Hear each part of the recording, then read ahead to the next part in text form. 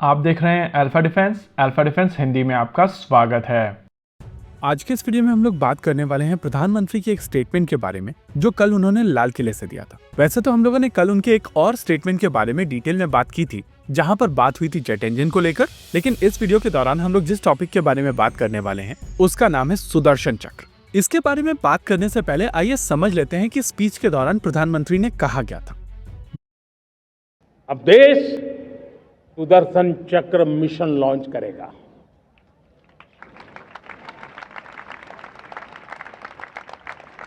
ये मिशन सुदर्शन चक्र एक पावरफुल वेपन सिस्टम दुश्मन के हमले को न्यूट्रलाइज तो करेगा ही करेगा, लेकिन कई गुना ज्यादा दुश्मन पर हिट बैक करेगा। जैसा कि आप इस स्पीच में सुन सकते हैं कि यहाँ पर प्रधानमंत्री डिफेंस के साथ साथ ऑफेंस की भी बात कर रहे हैं। वो साफ साफ कह रहे हैं कि ये वेपन सिस्टम ना ही केवल रक्षा करेगा बल्कि एनिमी को बराबर मुंह तोड़ जवाब भी देगा। देखिए, ऑपरेशन सिंदूर के दौरान जिस तरीके से भारत के एयर डिफेंस सिस्टम्स ने काम किया था वो काफी सिग्निफिकेंट था। भारत एक बड़ा देश है और पूरे देश के ऊपर आप एयर डिफेंस सिस्टम डिप्लॉय नहीं कर सकते। हालांकि जब बारी आती है हाई वैल्यू टारगेट्स की, जैसे कि air bases, military headquarters, weapon storage units, ammunition depots, fuel dump, इन सभी जगहों को आपको एयर डिफेंस कवर के अंडर रखना पड़ता है।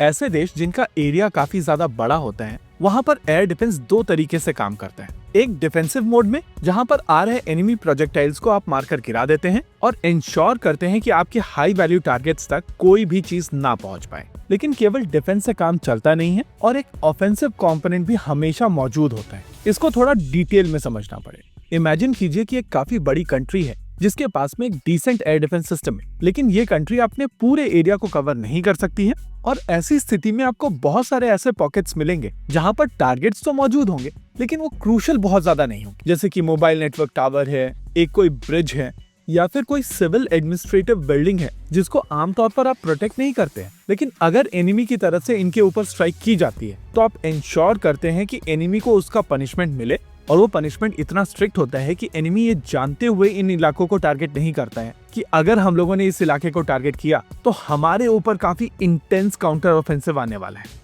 मिलिट्री टर्म्स में इसको डेटरेंस कहते हैं, यानी कि एनिमी को पता होता है कि किस तरीके का काउंटर ऑफेंसिव आ सकता है और उसके डर के चलते एनिमी वहां पर अटैक करता ही नहीं। प्रधानमंत्री के शब्दों को अगर आप डिकोड करने की कोशिश करेंगे तो आपको ये डेटरेंस पार्ट समझ में आएगा। प्रधानमंत्री अपनी स्पीच के दौरान ये साफ साफ कह रहे हैं कि सुदर्शन चक्र एनिमी के अटैक को न ही केवल विफल करेगा बल्कि एनिमी के ऊपर वार भी करेगा। ये डेटरेंस इंश्योर करेगा कि ऐसे इलाके जहां पर कवरेज नहीं भी है वहां पर भी एनिमी की तरफ से किसी भी तरीके का अटैक ना किया जाए। वैसे तो इस स्पीच के अलावा बहुत ज्यादा डिटेल है नहीं कि ये सुदर्शन चक्र होगा कैसा, लेकिन अगर हम लोग स्पीच में दिए गए डॉट्स को कनेक्ट करने की कोशिश करते हैं तो समझ में आता है कि ये एक कॉम्प्रिहेंसिव एयर डिफेंस सिस्टम होगा जिसमें ऑफेंसिव कैपेबिलिटीज भी होंगी।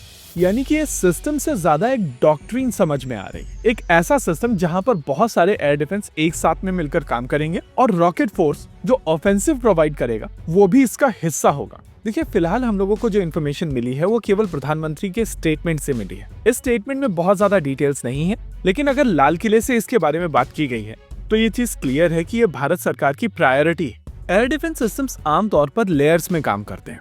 अगर भारत की बात की जाए तो डीआरडीओ की तरफ से भारतीय सेनाओं के लिए अलग अलग तरीके के एयर डिफेंस सिस्टम्स ऑलरेडी बनाए जा चुके हैं।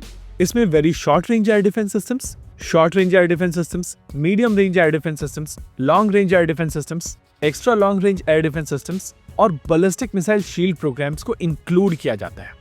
अब ये सारे कंपोनेंट्स अगर एक साथ मिलकर काम करेंगे तो इस कई लेयर वाले एयर डिफेंस सिस्टम को भेदना काफी मुश्किल होगा। लेकिन अगर इस फॉर्मेशन के साथ में प्रलय और ब्रह्मोस जैसी मिसाइल सिस्टम्स होती हैं तो एनिमी की तरफ से अगर भारत के ऊपर किसी भी तरीके का अटैक किया जाता है तो भारत उसको विफल भी कर पाएगा और फिर काउंटर ऑफेंसिव भी लॉन्च कर पाएगा।